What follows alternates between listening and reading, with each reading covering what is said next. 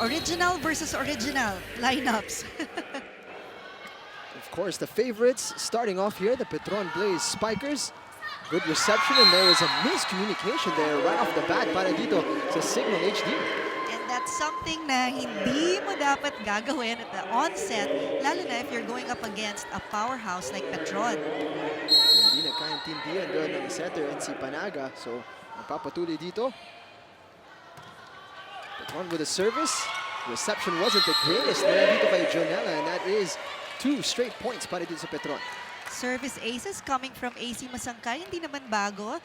In her last games, she had several service aces, but Cignal has to stop this. They need a good reception, first ball to set up for a play. And this might be it. Setting up Navarro. Set up nicely here, and that is blocked. One more time, and this time off the block, it trickles in. A good spike there para dito sa Petron. That was a good blocking system worked out there by Cignal. It was just too bad na yung the third time or the second time that Manabat hit that ball, nakawala yung bola. Of course, I don't see Manabat, the leading scorer para sa Petron throughout the last 6 games. Virtually unstoppable, and she gets off to a good start here, and that's blocked. Magpapatuloy ang scoring spree ng Petron. You know, dapat hindi butas yung likod ng Cignal. Always, kailangan may naiiwang isang tao at the back. Just in case mangyari yung mga scenarios na kakakita natin ngayon. Masangkay continues. Good service from her. Over the net, Petron setting up their play. Partially blocked there. Navarro. And this time ends up in our own side, and that's going to be another point para dito sa Petron. Masangkay's service received well, and Navarro the option once again, and this time she finds that open area, getting the first point para dito sa Cignal HD. Yun lang pala ang kailangan ni Navarro, no? Some kind of reminder from Coach Sammy. You know, kanina sabi ni Coach Sammy sa team niya, and I quote, "Don't give up when you still have something to give. Nothing is over until you stop trying." Ang ganda, no? Very good words Yeah. from Coach Sammy. Manabat dug up there by Panaga. Nobody there to receive it, and there is that 6th point para sa Petron. You know, ang Cignal has to be very dominant in terms of net defense, especially when you've got Abby Marani in front and Micah Morada. And ito namang si Dindin Manabat, kahit nasa likod yan, humahataw din yan eh. Here she is with a service. Clemente. Did that go out? No. Right at the edge, and that is Cignal HD's 2nd point. And now they're starting to rake in points. That's good. At least makukuha na nila yung energy that was lacking a moment ago. Coach Sammy very adamant na kailangan nilang panalunin yung laban na to. So he goes to see really kung ano dito ang approach ng Cignal HD. Strong hit there. Petron keep it alive. Navarro, sorry, check that. That is the 3rd point para sa Cignal HD. What Strong hit. a hit by Nepomuceno. I mean, that ball talagang, hindi naman siya nanggigil. Talagang gusto lang niyang patayin yung bola. That was a perfect hit. So 6-3 here. Navarro with the service. And that's going to sail wide. Okay, something that you have to avoid, service errors like that, because automatic yan, free point for Petron. 7-3, Petron. Cayetano. Navarro with a reception. Strong hit, but beautiful defense there. Wala sa Petron. Makes it over to 8-3 here. And Petron with a 5-point advantage early on after a very strong start. Yung Cignal dito, medyo na-assert na nila ang sarili nila, but still they find themselves behind. There's that strong hit, and the defense not wilting here para sa Petron, and we head to a short break here with Petron with a 5-point advantage. It is 8-3. Nagbabalik ang Philippine SuperLiga mula dito sa San Juan Arena, kung saan ang star libero, 4'11" Jack Janela ng Cignal HD Spikers is on the receiving end ng mga malalakas na hataw ng mga star spikers mula sa Petron Blaze. And sabi naman sa akin ni Jack, it's a welcome arrangement para sa kanya. Gustong-gusto niya raw pag malalakas yung mga hataw dahil ganado daw siya kapag napuputo niya ang mga ito. At hilig niya nga rin daw talaga mga challenges. Kaya going up against an undefeated Petron is a welcome task. Jing and Chicky. Maraming salamat, Jut Sulit on the sideline. Pag napuputo nila, what does that mean for those na hindi alam yung term na yan? Oh, it's a volleyball jargon that says, ha, wala ka sa akin. Kaya ko yung palo mo. Yan. So, pag malakas sa palo, like from Dindin Manabat at nakuha ni Jack, sasabihin niya, puto! I see. Yan. Looking for the off-speed shot there. Kept alive by Janela. Masangkay, Maranyo.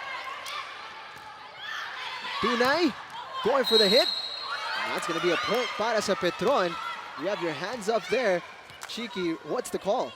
It was a double call violation from Ancheta.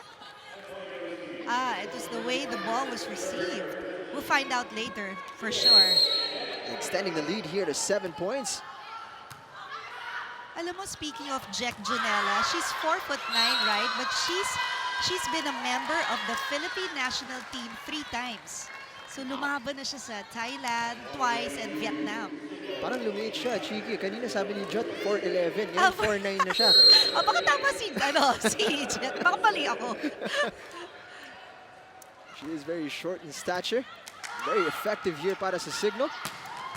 There she is. Able to dig that. Navarro sends it over. Strong shot over to Navarro. She's unable to stop it. Petron makes it 11. You know, si Janine Navarro has to be more active in terms of reception, especially now na nasa likod siya. This ultra-fast spike is brought to you by PLDT Home Volterra, the ultra-fast LTE for a happy family. So once again, Petron going on a bit of a rally here. 11-4 as Marcaida prepares.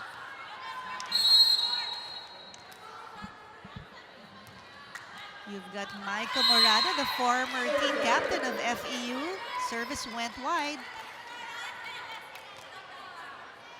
Hands it over here to Cignal. It's just a 6-point advantage. Of course, not the same way the first meeting went. Cignal medyo na-shock nila ang Petron early on. Right. Kailangan mas aggressive ang Cignal dito. Partially blocked there. Transfer Tunay. Off the block, saved by Morada. That was let go. That was in. Not the best decision to let that one free. You know, a while ago, during the technical timeout, we heard them say to each other na walang papakawalan na bola, kailangan habol lang ng habol. And sayang, hindi nila nahabol yung bolang yun. Abby Maranyo with a service here. Janela receives. Able to adjust in midair. There was Panaga. And that's way short of the net. Bibigyan dito ang Cignal ng puntos. Still that 6-point advantage remains. It's 12-6. Cayetano's arm was a bit low that time, kaya dumiretso yung bola sa net. Carmela Tunay with a good serve. Over to Manabat, off-speed hit. Navarro getting it off the block. Morada sets up Dakis. Navarro, strong hit. Dakis was off the chest, but they keep it alive. Short set there, and Navarro taking advantage. Si Navarro was really active in terms of floor defense at yung ano na yun, hulog sana yun galing kay Manabat, but she saw that ball at binalik niya sa Petron, dinagay niya sa butas. Great anticipation mula kay Janine Navarro. From Manabat. Janela saves it, and Janine Navarro, that was a miss-hit. That was a good save from Janela, good save from Tikar. Pinilit lang ni Navarro Pagka may mga ganon, yung off yung sets and you're not in position, easy over mo na lang. And then let the Petron make the risk of making the mistake. Dakis, Segodine. Navarro, that's off a Petron player, and they will get the point here. And certainly Cignal keeping in touching distance of Petron. They're not allowing Petron to race away in this set. Yeah, at least ngayon umahabol ang Cignal, no? So, may pag-asa pa to. Malayo pa naman sa 25. Michelle Segodine. And that one hits just the tip of that net.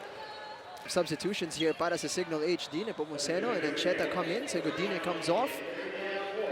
As well as Tikar.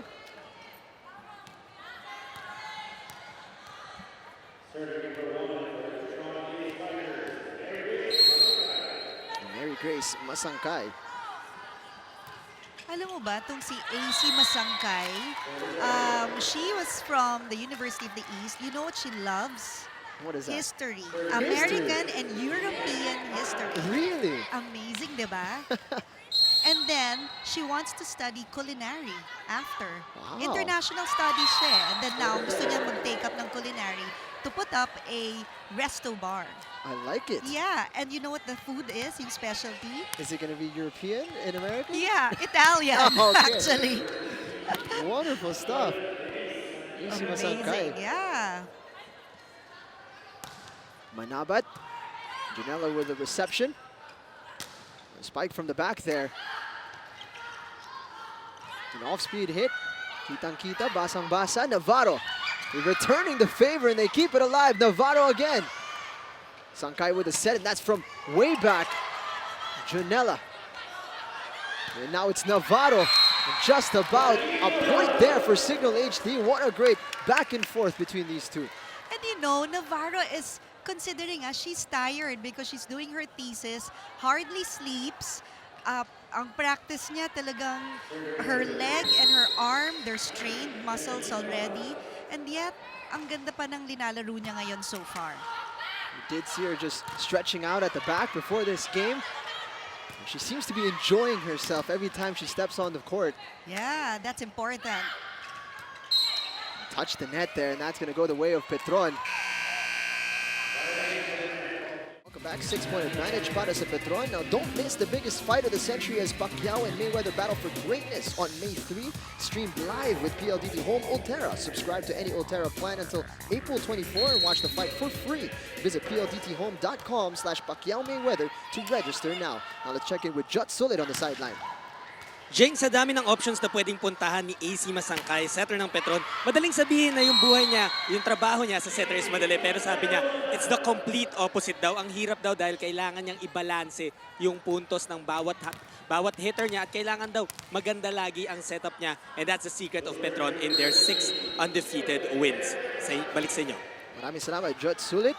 And of course, Chiki, you yourself as a setter throughout your entire career as a volleyball player, how difficult is it to play Masangkay's job of setting up and balancing yung tatlong hitters niya? Oo nga, it's hard to decide who to give it to, no? Kasi lahat magaling. But you know, she's so smart. She was in the science club in her school. So, and she plays the piano, guitar, and drums. Can you just imagine yung waves ng niya, yung gray matter ng brain niya, no? So, kaya niya i-juggle yun. Siguro kaya niya rin i-juggle yung tatlong. Kaya niya to. I love how you have these tidbits of their personal lives as well. Yung mga interests ng mga players natin. Yeah. Maricar Nepomuceno. She serves here for Cignal. Maraño.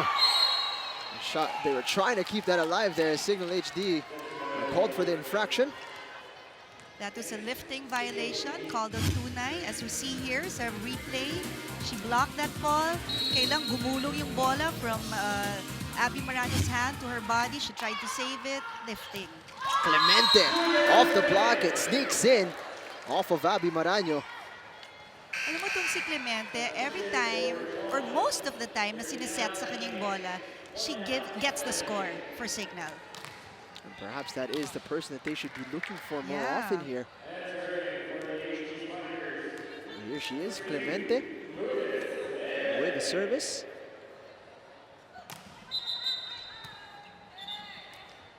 Whistle is blown.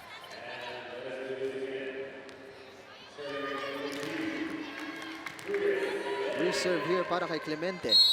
19-12, first set. Manabat receives it. She goes backwards to Maraño. Navarro, and that's too long. She hit that ball under, kaya lumobo yung bola. So, konting wrist action lang. If I'm not mistaken, that was Maricar Nepomuceno with a hit. Just went a little long there. Nabi Maraño going for the running serve here. And finds Navarro. Panaga. Rachel Duck is there, not doing enough to stop that attack.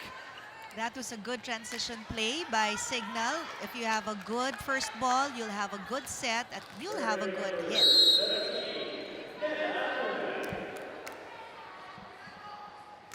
Carmela Tunay. Over to Manabat. Full strength on that one. And Cignal's gonna get the point. Full strength, but sayang lang, it hit the tape. It didn't go over, said the referee. 4 touches. Tunay continues. Good serve. Maraño with a reception, Perez. Looking for Navarro here. Not set up in the perfect spot for her. Perez goes backwards and Manabat gets it off the block. You know, that hit of Manabat was too fast for the blockers of Cignal. Huli na nung tumalon sila. Let's look at this replay. She hits that ball, late ang blockers ng Cignal, kaya na off the block. And this ultra-fast spike is brought to you by PLDT Home Montera, the ultra-fast LTE for a happy family. Mayet Zapanta, first time to check into the game para sa Petron. A service specialist for Petron.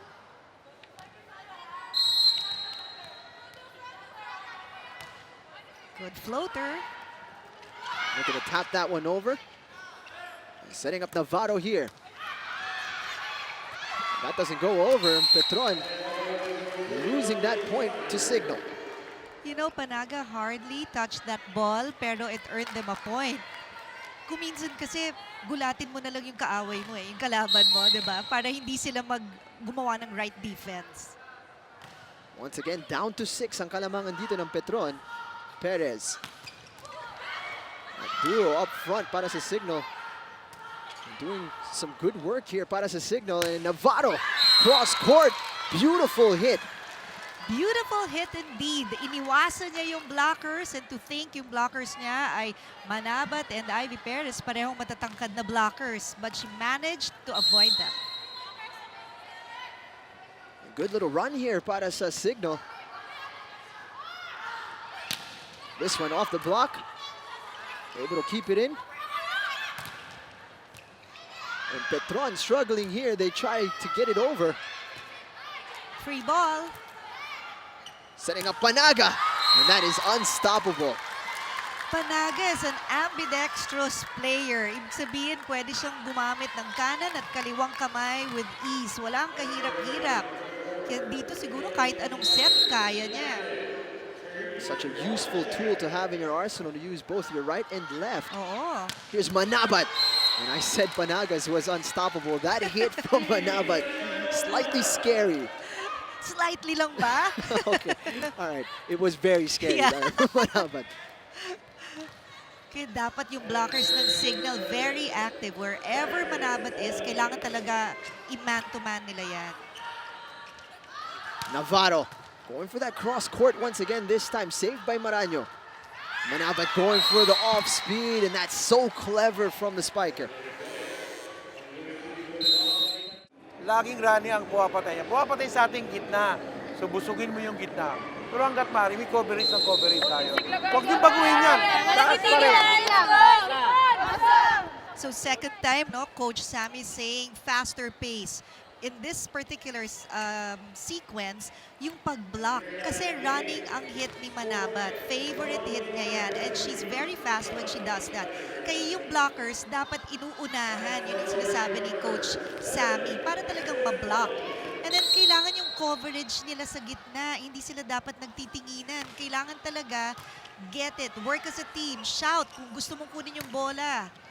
Navarro goes long on that play. They have set point here. Petron can get the first set.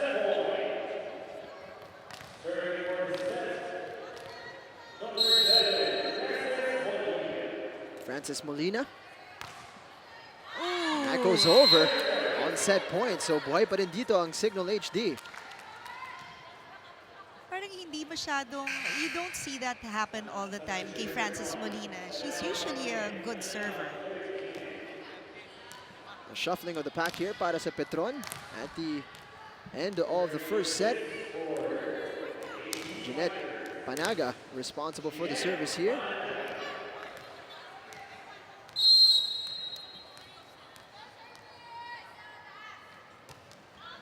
Panaga serves wide, and that gives a set away here to Petron. They take the first